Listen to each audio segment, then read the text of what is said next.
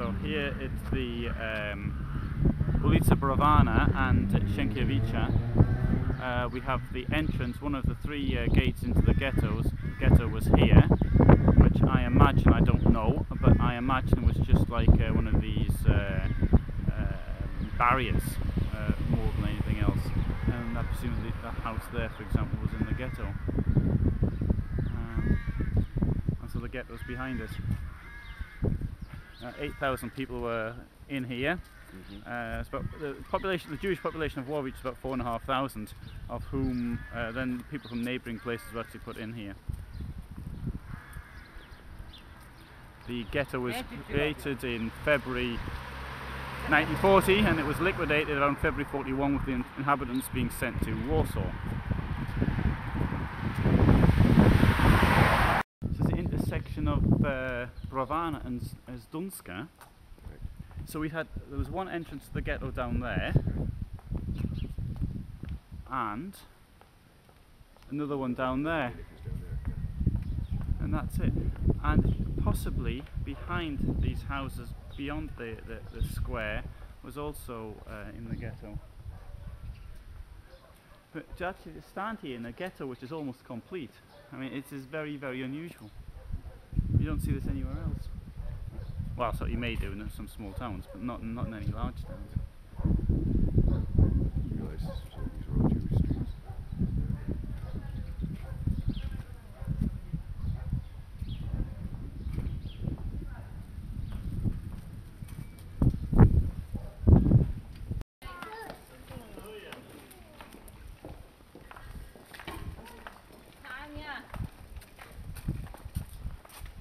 An interesting architecture. I mean, it could be with some remote. Yeah, oh yeah, absolutely. This could. I think this has a lot of tourist potential.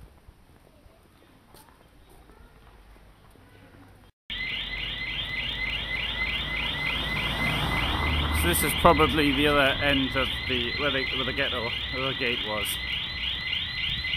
So you can see how there's the length of the main street in the Łowicz Ghetto.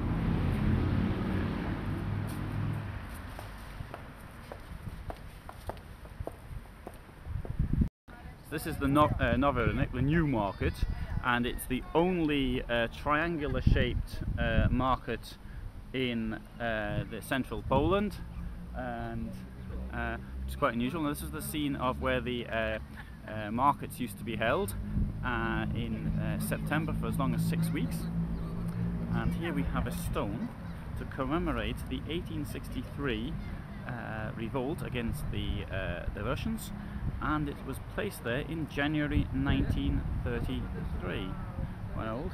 I have some old houses here, and I looked up in the a book, which is the memorial book for Łowicz, written in Yiddish, and we can see a photograph in that book of these houses.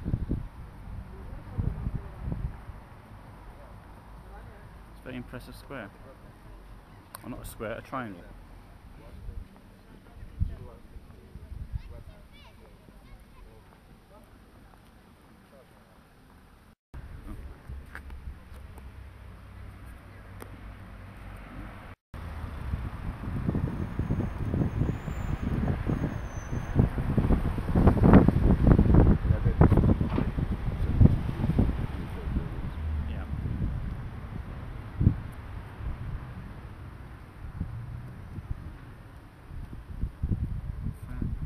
It's a pretty town. It's very nice. Yeah.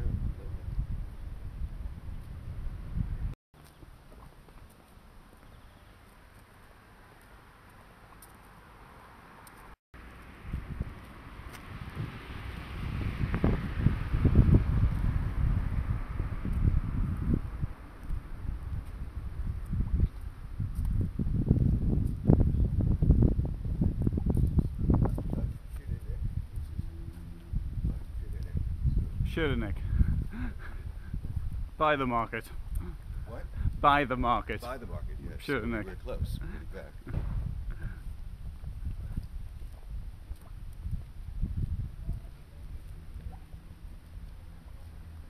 Bielawska. So this is it. This is like the first street where Jewish settlement was allowed in the 18th century. Legal, because there were people here before that, although they weren't supposed to be here.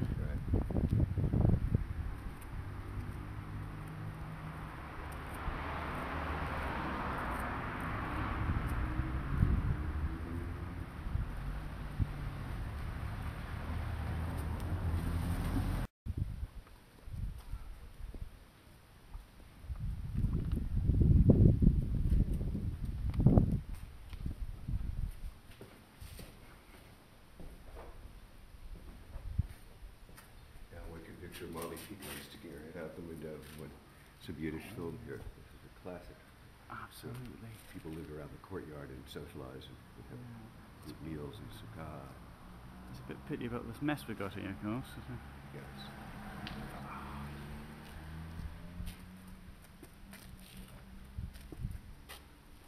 But other than that, it's pretty marvellous, isn't it?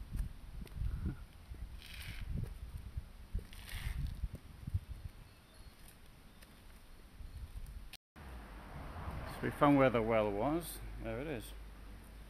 That's the sewage. That's where the well stood once.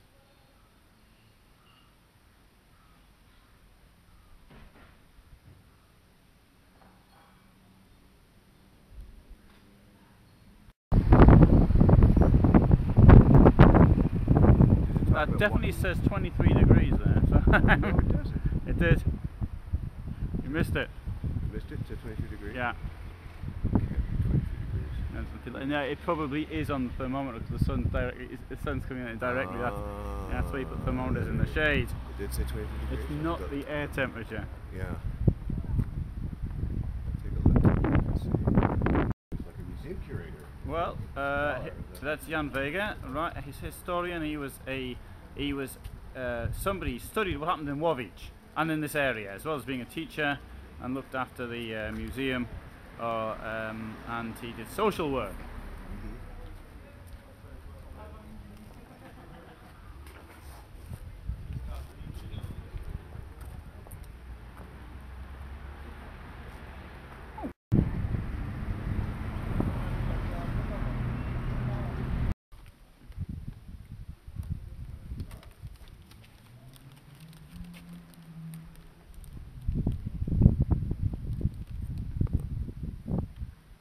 In this house in Ulica Stunska, we've got the where Stefan Starzyński, who was the mayor of Warsaw at the time of the Nazi occupation, who was later murdered by the Nazis. He was born here.